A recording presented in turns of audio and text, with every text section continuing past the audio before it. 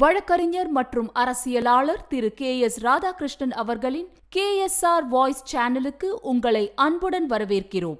அனைவருக்கும் வணக்கம். இந்திய முன்னாள் பிரதமர் மன்மோகன் சிங் மறைந்துள்ளார். அரசு அதிகாரியாகவும் உலக வங்கி போன்ற சர்வதேச நிதி நிறுவனங்களிலும் பணி செய்தவர். நரசிம்மராவ் காலத்துக்கு முன்பே இந்திய நிதித்துறை அமைச்சகத்தில் முக்கிய பங்காற்றியவர். அதே மாதிரி திட்டக்குழு போன்ற பல்வேறு துறைகளில் தன்னுடைய பணிகளை மேற்கொண்டவர். ராஜீவ் படுகொலைக்கு பின் நரசிம்மராவ் ஆட்சி அமைந்தது. VP சிங் காலத்தில் காஷ்மீர் பிரச்சினை தலைவிரித்து ஆடியது.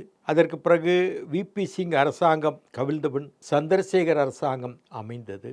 அப்போது நம்முடைய எல்லாம் இருப்பு தங்கத்தை வெளிநாட்டில் விமானத்தில் அனுப்பி அதற்கு நிகராக பணத்தை பெற்றோம். திரும்பவும் அடகு வைத்த தங்கத்தை மீட்டினோமா என்று தெரியவில்லை.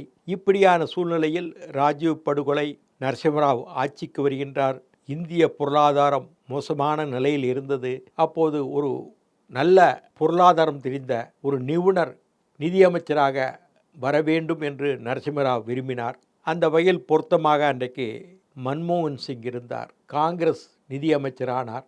நரசிம்மராவ் காலத்தில் அன்றைக்கு உள்ள பல்வேறு நெருக்கடி அதெல்லாம் எதிர்கொண்டு ஒரு நேர்நிலைக்கு சமநிலை வாய்ப்புகளை சொல்லக்கூடிய அளவில் இந்தியாவை பொருளாதாரத்தில் மேம்படுத்தினார் என்றுதான் சொல்ல வேண்டும். அந்த காலகட்டத்தில்தான் தனியார் மயமாக்குதல், உலகமயமாக்குதல், தாராளமயமாக்குதல் என்ற கொள்கைகள் வந்தன. பல்வேறு உலக நாடுகளோடு வர்த்தக ஒப்பந்தங்கள் எல்லாம் நடந்தன.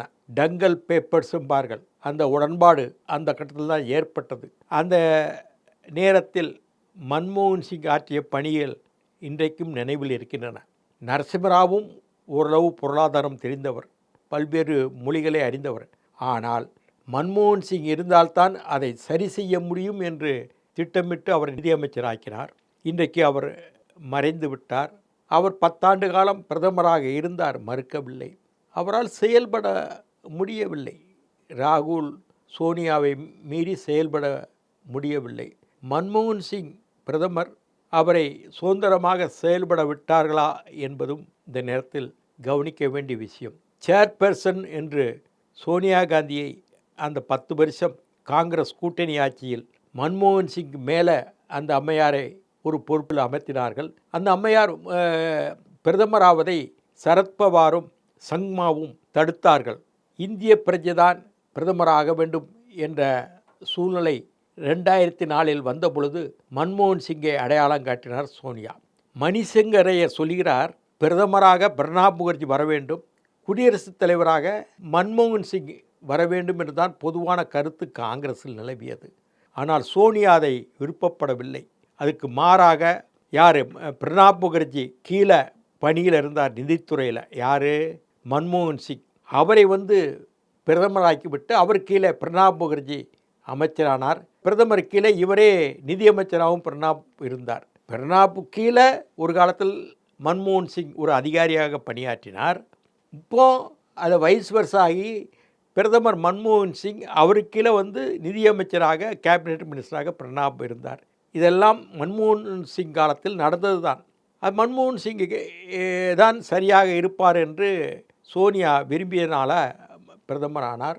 10 வருஷம், அதாவது 2004 2014 வரை 2 முறை தேர்ந்தெடுக்கப்பட்டு ஆட்சி அதிகாரத்தில் அவர் இருந்தாலும் அவரை பிரதமராக சுதந்திரமாக செயல்பட்டாரா என்பது சொல்ல முடியவில்லை. இன்றைக்கு அவர் இல்லை, மறைந்து விட்டார். மன்மோகன் சிங்குடைய துணைவியார் இருக்கின்றார்கள். அவருடைய புதல்வி வரலாற்றில் மேல்நிலை பட்டம் பெற்று ஆய்வு செய்தவர். பெரிய இந்திய வரலாற்றை குறித்து ஒரு அழகான புத்தகத்தை எழுதி வெளியிட்டுள்ளார். மன்மோகன் சிங் இன்னொரு விஷயம் நடந்தது. மன்மோகன் சிங் காலத்தில் மசோதா, பழங்குடிகள் குறித்து மசோதா, காட்டு வளம் குறித்து ஒரு மசோதா வரும்போது இதே ராகுல் காந்தி அதை கிழித்து போட்டார். வேதனையில் தலை குனிந்தார் மன்மோகன் சிங். இதெல்லாம் நடந்தது காங்கிரஸ் ஆட்சியில், யாரும் மறக்க முடியாது. ஒரு மசோதா வந்தால் நேரடியாக பிரதமர்கிட்ட பேசியிருக்கலாம். அதை கிழிச்சு போட்டு அதை சொஞ்சா என்ன அர்த்தம்? ஏதோ ஒரு சமயத்தில் அவர் வெளிநாட்டில் மன்மோகன் சிங் இருக்கார், அவர் கூப்பிட்டு சத்தம் போட்டார் ராகுல் காந்தி. இப்படியெல்லாம் செய்திகள் வந்தன. ஏற்கனவே நோய்வாய்ப்பட்டு அவருக்கான மருத்துவங்கள்லாம் ஒரு வருஷம் 2 வருஷத்துக்கு முன்னாடியெல்லாம் அவர் கொடுக்கப்பட்டது. பிரதமராக இருக்கும்போதே அவருக்கு எய்ம்ஸில் ஆப்ரேஷன் ஆச்சு, இதய ஆப்ரேஷன் ஆச்சு. இன்றைக்கு நம்மிடம் இல்லை. நல்ல அறிஞர், பொருளாதாரத்தில் நன்கு ஆய்வோடு தன்னுடைய பணிகளை செய்தவர். டெல்லி ஸ்கூல் ஆஃப் எக்கனாமிக்ஸில் படித்தார். அது பிறகு ஆக்ஸ்போர்டில் போய் படித்தார். இப்படி நுண்மான் நுழைபுலம் கொண்டவர் மன்மோகன் சிங். அவர் இறந்து விட்டார். அவருக்கு ஆழ்ந்த இரங்கல்கள், ஆழ்ந்த அஞ்சலிகள். பார்ப்போம். சுவாரஸ்யமான பல அரசியல் தகவல்களுக்கு இணைந்திருங்கள் KSR வாய்ஸ் சேனலோடு. நன்றி, வணக்கம். KSR வாய்ஸை சப்ஸ்கிரைப் செய்யாதவர்கள் உடனடியாக சப்ஸ்கிரைப் செய்யுங்கள். அருகில் இருக்கும் பெல் பட்டனையும் கிளிக் செய்யுங்கள். நாங்கள் போடும் வீடியோக்கள் உங்களுக்கு உடனுக்குடன் வந்து சேரும்.